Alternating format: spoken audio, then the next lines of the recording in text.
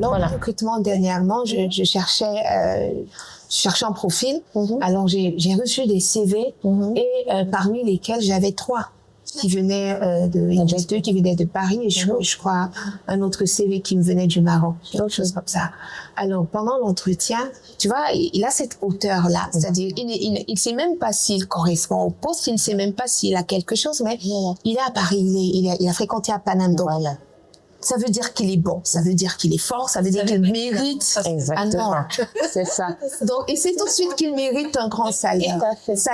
Alors, je pose des questions après. Attends. Alors, je pose question après que j'arrive à la question fatale, prétention salariale. Alors, madame, 2500 €. Alors. Je dis rien que ça. Je dis d'accord? OK.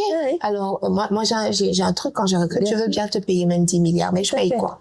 C'est ça. Qu'est-ce qui vaut 2500 €? Vous pensez que quels sont les livrables que vous allez m'apporter qui valent 2500 €? C'est ça. Parce qu'il faut que non, madame, je vais faire ça. Écoutez, ce que vous allez faire là, il y a vos candidats qui m'offrent pareil. Donc, qu'est-ce que vous pensez? Qu'est-ce qui vaut 2500 €? C'est ça. Écoutez, je suis sûre que je suis meilleure que les autres. Et puis, j'ai quand même fait de grandes études. Je dis, voilà, on est arrivé où je voulais qu'on arrive.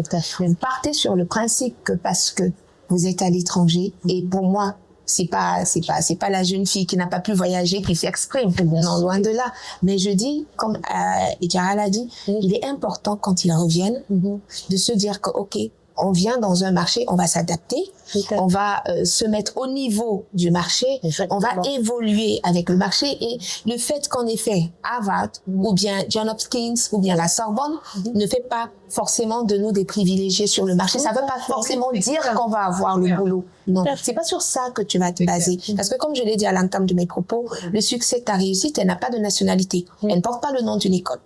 Donc tu as beau sortir de la plus grande école à l'université au monde, et moi je suis sortie de SOA.